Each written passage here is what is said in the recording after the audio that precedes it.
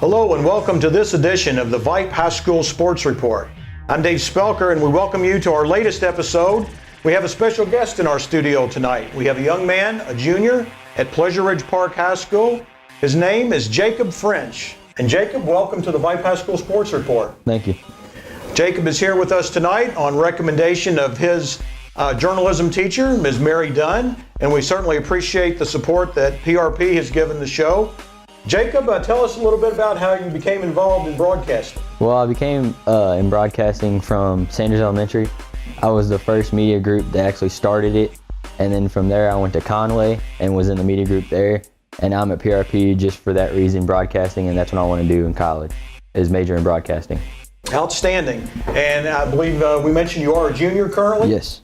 Any colleges on the radar for you yet? Spalding, IUS, and WKU. Excellent. And you're quite the baseball player, I understand too. Yeah, I'm a pitcher. Outstanding. Jacob is the perfect example of what we've asked all along for you young men, young women out there that want to be part of the VYPE High School Sports Report. Please contact us and we'll give you some contact information a little bit later in the show.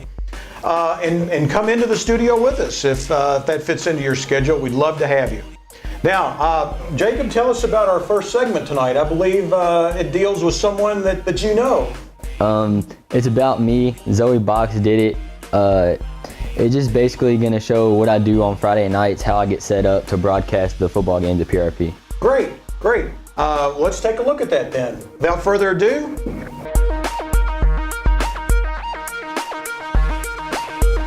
Being career ready takes some preparation while you're in high school. Let's see how one of our students at PRP has been working to get ready for his career. Jacob came to us as a freshman, already passionate about being a broadcast journalist. Sports broadcasting is something I've always wanted to do since I was in elementary school and middle school. A couple days before the game, I go talk to Coach Hatchett and see what key players I need to talk about tonight.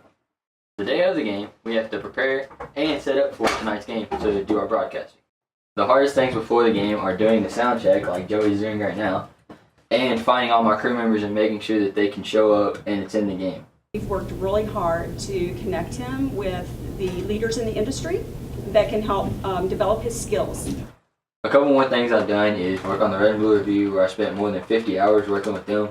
I learned a lot about that. I learned that it takes a lot more time than you see the 30-minute show. It takes about 3 hours. And I'm also doing a sports broadcasting show at PRP called the Panther Review.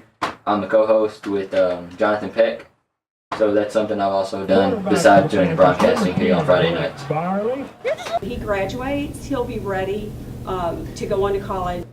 Once I graduate, I plan on going to college. I'm looking at colleges that offer communications such as WKU, IUS, and Spalding, and from there I plan to go into the sports broadcasting field.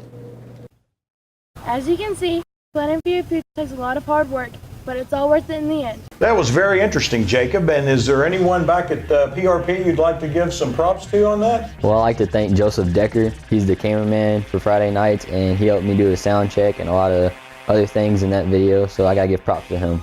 A job very well done. Thanks for sharing that with us. Well, Jacob, we've got you here in the studio. Why don't we go ahead and put you to work? Would you mind introducing the next segment for us? Sure. The first segment is Middle School Cross Country Report, done by Patrick Fitzgerald's group.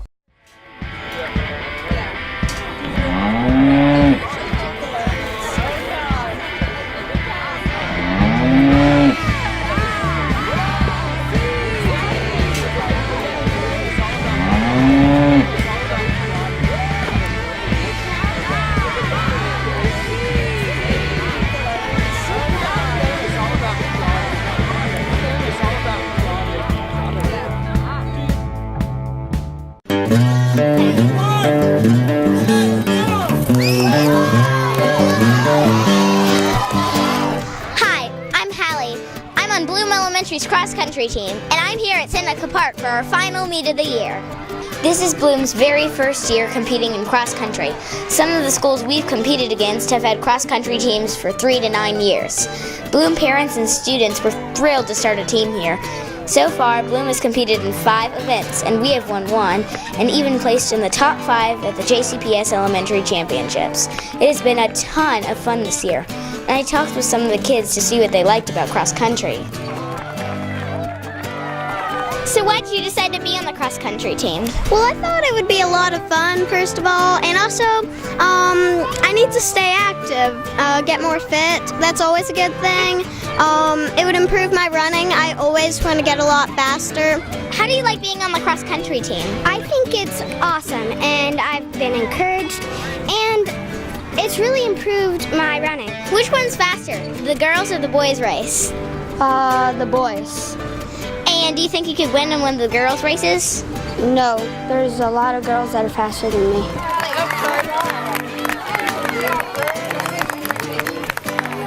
Do you like the longer races or the shorter races better? I like the shorter races because they're easier to get through and they make you feel a little better than the longer races. This is Bloom's cross-country coach, Howard Cho. He's also my dad. Why did you decide to start the cross-country team anyways?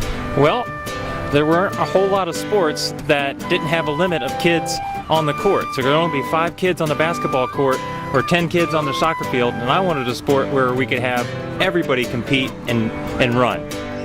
Were you surprised by the number of kids that signed up? You better believe it. We have over 60 kids. I didn't know what to expect when I decided to start the team. I was hoping we'd have 15 or 20, but boy was I surprised. We got over 60 kids. Why is it important for kids to get exercise anyways? Well, being healthy is always good, and cross-country and running, there's not a better way to get fit than that. And besides, it's just fun racing other kids. I have to agree. How do you think the kids are progressing so far? Well, I think they're doing great. We've only been at it for about 5 to 6 weeks so far, and almost every one of my kids have run faster after the first couple of meets than they did when they started out. And a lot of them are running a minute or 2 faster per race, which is pretty awesome, I think. So, what do you actually do as a cross-country coach? Do you just stand around and yell, "Run faster"? I mean, how hard can that be? Well, it's a little bit more complicated than that. Well, we teach kids to run steady and for continuous time, like 5, 10, or even 15 minutes straight without stopping.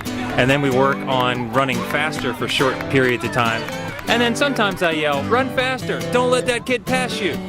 Most of us have been racing since we were little kids, but it usually started with, "Race you to that tree." It was usually a race to some place you could see. It was more of a sprint. That is the kind of difference between track and cross-country. Track is usually shorter races where you sprint almost as fast as you can for the whole race. Cross-country is more like race you to the store. If you start out too fast and get tired, then someone else might pass you near the end. You have to know how to pace yourself. Eventually your mind gets used to the idea, this is how fast I run when I'm running a half mile, or a mile, or 2 miles. The other main difference is that cross-country is usually on grass instead of on a paved surface. There is a big time gap between the first place finisher and the last place finisher. But the most important thing is to get your body used to a good workout. It's great for your legs, your heart, and your lungs. It makes your whole body good and tired, but you're always glad you did it.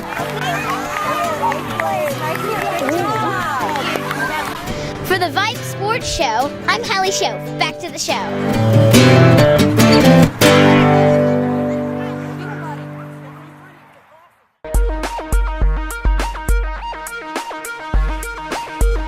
"26 students, 9 countries, 1 go. Fern Creek soccer players show it doesn't matter where you're from, only where you're going."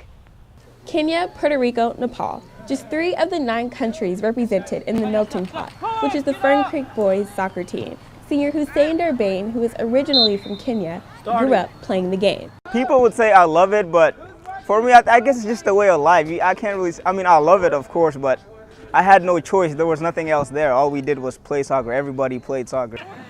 With so many different countries and so many different cultures, there can be many different challenges. You could be speaking one language like for 5 minutes, and on the field, it's just completely different. They could be speaking Brazilian, Nigerian, Kenyan, any language. Junior Rolando Santiago believes that teamwork is key. Everyone wants to do everything right, so if it's like a small mistake, we all tend to like argue, but at the end we can, we get together and everything's all right. Along with the language barrier, some of the other challenges can sometimes include respect. There are several different languages on the field at any given time. So if they say something and you hear your name thrown in, but you don't know what else it means, it could be good, it could be bad, you don't know. That's why you ask and you don't yell it. You say, hey, what'd you say? I heard you were talking about me. You know, be a grown-up about it, essentially. Despite the multiple challenges that face the team, the Fern Creek boys soccer team won the district and regional championships last year. And this year, the boys soccer team has advanced to the regional competition. We're not just a kickball team. We play the game the way the game is supposed to be played. It's called the beautiful game for a reason. And we try and play the beautiful game. And I think we've been successful this year and so dominant because we're so efficient at it. These athletes represent a lot of different countries on the Fern Creek soccer team.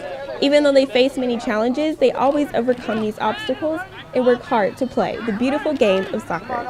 For Fern Creek High School, I'm Taylor Baker. We hope you enjoyed that. Patrick Fitzgerald's group always does a great job for us, and again, we thank you.